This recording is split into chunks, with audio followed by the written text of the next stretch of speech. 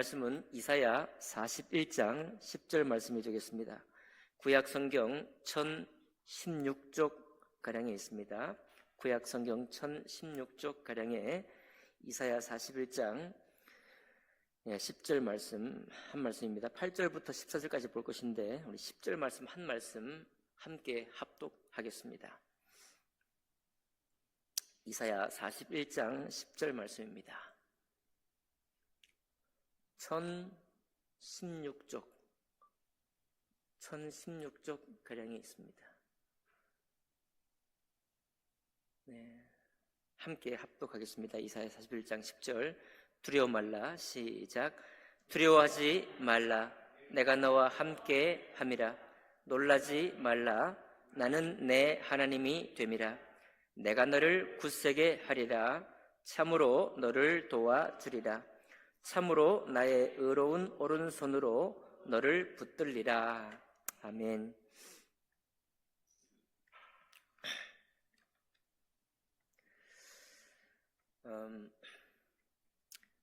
저 친구 중에 50대 중반인데 길 위에서 일을 하는 사람이 있습니다. 길 위에서 일을 한다는 이야기는 영업을 한다는 이야기죠. 영업직에 뒤늦게 종사하게 되니 길 위에서 있는 시간이 많습니다. 그러니 보장되어 있는 것이 아니죠. 수입도 보장되어 있는 것이 아니고 고객을 만나야 하고 영업을 뛰어야 합니다. 대문글에 이사야 41장 10절 이 말씀이 주장되는 말씀이었습니다. 50대인 사람들의 퇴직이 많기 때문에 다시 재취업을 한다고 합니다. 그런데 요즘 제가 경제 관련 유튜브를 종종 보게 되는데요. 50대 재취업자들이 직업을 구하고 직업 알선을 받고 하지만은 받아주는 곳이 없다 이렇게 얘기를 하더라고요. 20대, 30대 직장에 들어간 사람들도 또 보니까 단기 계약직이 많다 이런 얘기가 있습니다. 장기적으로 오랫동안 한 직장에 머물면서 자기 장래를 계획하고 가정을 꾸리고 또 먼 미래를 계획하던 옛날 시절은 가고 단기 계약직이 점점 많아지고 직장의 변화는 많은 그런 시절을 우리가 살아가고 있습니다. 그렇기 때문에 어느 때보다도 하나님의 능하신 손길, 주님의 도우신 손길이 많이 필요하고 또 주님을 의지하는 우리 성도의 마음이 또 하나님의 약속의 말씀을 주장하면서 이 세파를 이겨나갈 것이 필요한 시대입니다. 한인교회들이 많이 목회가 쉽지 않다 이런 이야기들 예전부터 많이 했어요. 그것은 교회를 세우는 데 있어서 교회라는 곳이 이제 하나님의 말씀을 따라서 그 말씀으로 훈련을 받아서 주님의 제자가 되겠다고 하고 주님의 제자로 사는 그 제자를 양육하고 제자를 세우는 일을 교회가 힘있게 해가야 된다. 이런 것들이 교회가 왕성한 시절에 제 몸속에도 배어있는 제자 양육, 또 제자를 세우는 일을 해왔습니다. 그런데 그 개념을 가지고 한인교회 사역을 한다고 한다면 굉장히 곤란한 상황에 처하게 되고 이 일이 국내 교회 목회자들에게 많이 알려지게 되면서 한인교회 목회는 정말 쉬운 목회가 아니고 거기서 목회를 한다는 것은 참으로 어렵다 그런 이야기가 있었습니다.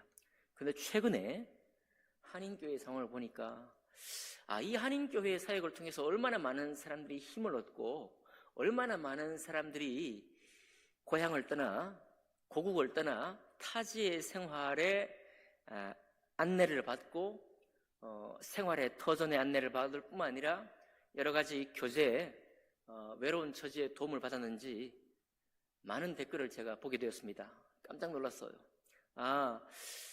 그동안은 목회자들이 가서 목회할 때 어떻게 비행기에서 내릴 때부터 픽업도 섬겨야 하고 그가 살아갈 집도 안내를 해야 되고 그리고 살아갈 방편도 안내해야 되니 이제는 섬김이 그 사람이 한 사람이 고국을 떠나서 오게 되었을 때 정착에 필요한 모든 것들을 안내하는 것이 목회자의 일이었고 또 그리고 한인교회에 모이는 사람들은 그저 서로를 위로하고 또 함께 식사를 서로 주고받으면서 제자가 되는 일이 중요한 것이 아니고 지금은 이제 타지에 사는 삶을 서로 격려하는 것이 너무 귀하기 때문에 그런 도움을 받은 것을 잊지 못한다고 고백을 하면서 정말 내가 바로 이 한인교회의 섬김을 통해서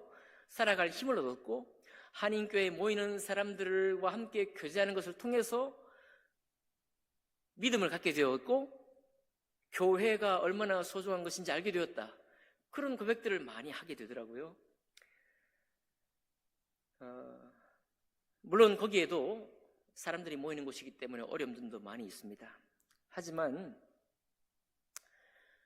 교회라는 것의 존재 이유, 존재 목적이 여러 가지가 있겠습니다만은 기본적으로 교회는 이 교회를 통해서 사람들이 살아갈 힘을 얻고 또 위로를 받으며 같이 연약하고 또 도움이 필요한 사람들끼리 모여서 서로의 삶을 격려하는 것이 이 교회에서는 꼭 필요한 일이구나. 그것을 제가 다시 한번 생각하게 되었습니다. 하나님께서 이렇게 말씀합니다. 두려워하지 말라. 내가 너와 함께 함이라. 놀라지 말라. 나는 내 하나님이 됨이라. 내가 너를 굳세게 하리라. 참으로 너를 도와주리라. 라고 말씀하십니다. 언제 이 말씀이 우리에게 참으로 귀한 말씀이 되겠나요?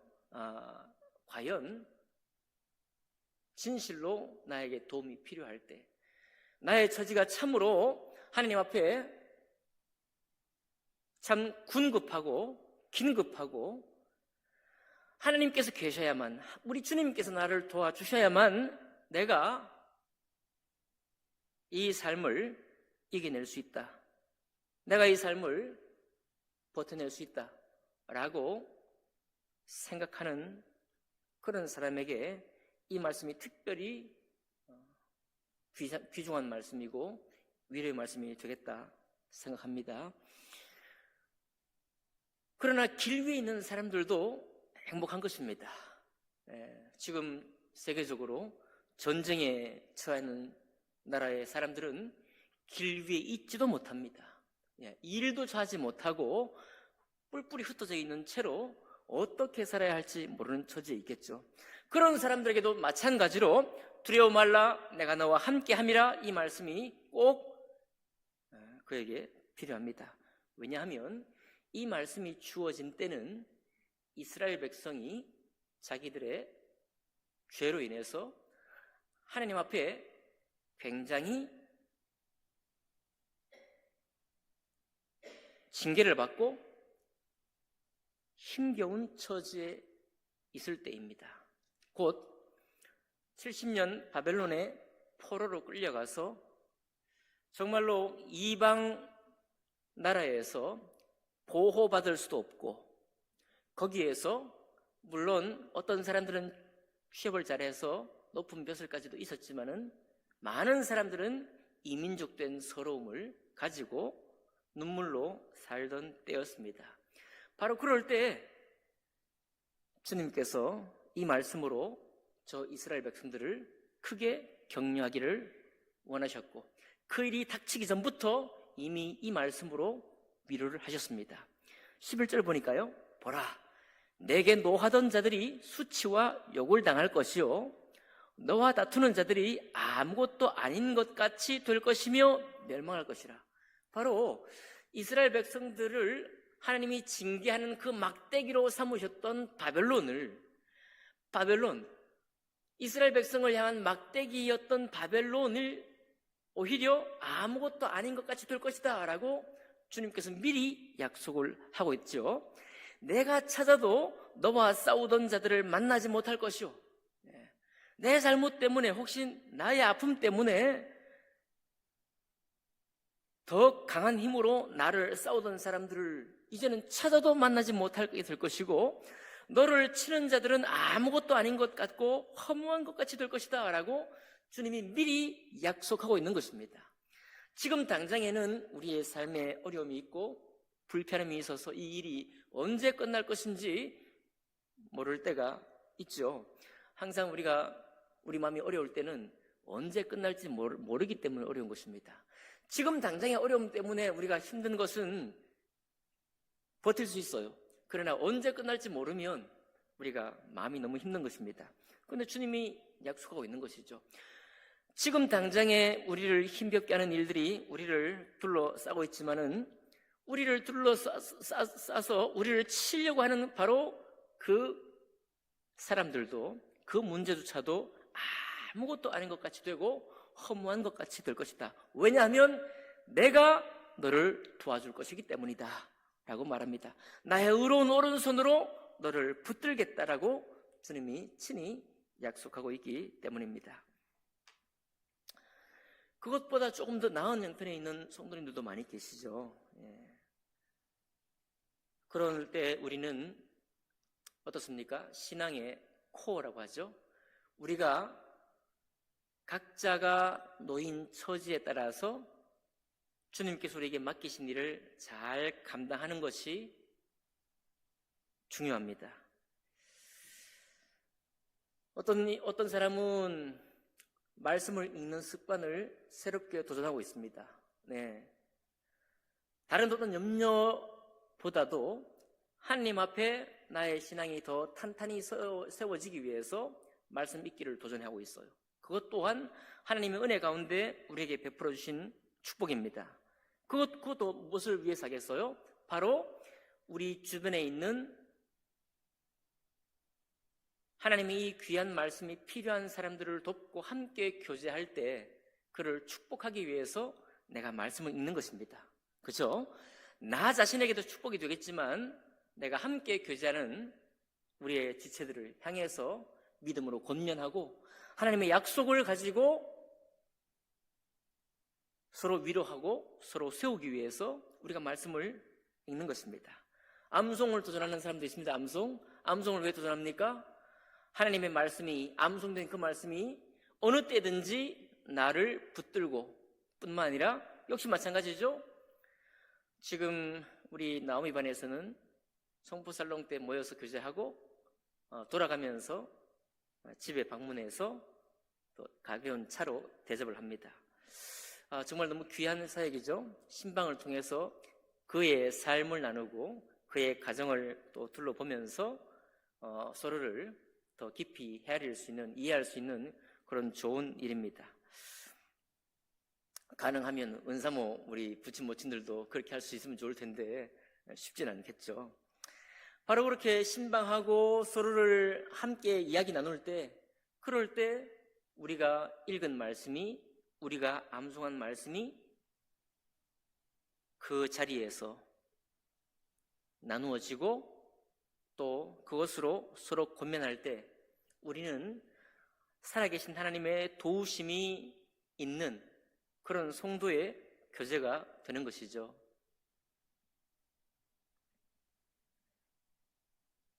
신앙의 믿음의 탄탄한 이 약속 위에 선다는 것은 바로 하나님의 말씀을 확실히 붙들고 그 붙든 약속을 가지고 서로를 권면할 때 우리가 함께 세워져 가는 것입니다. 위기에 처해 있는 사람들도 있습니다. 우리 교회에도 마찬가지죠. 직장의 청년들 같은 경우에는 다시 직장에 취업했지만 다시 재취업을 꿈꾸는 지체도 있고, 이제 대학 졸업을 맞이해서 졸업하면 되지만 1년 더 공부해서 또 더 나은 자격증을 준비하고자 하는 지체들도 있습니다. 예. 보장되어 있지 않은 미래지만은 하나님 앞에서 이 준비를 해갑니다. 그는 예배할 것입니다. 그는 성경 말씀을 읽을 것입니다. 하나님 말씀을 암송하고 서로 만나 교제할 것입니다.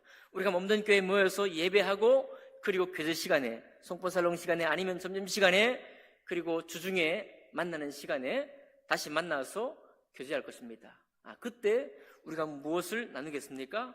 우리의 필요를, 우리의 형편과 처지를 나눌 때 누군가는 거기에서 나도 그렇다 하고 위로할 것이고, 한인교회들의 성도들이 모여서 정말로 저들의 피곤한 삶을 나눌 때 거기서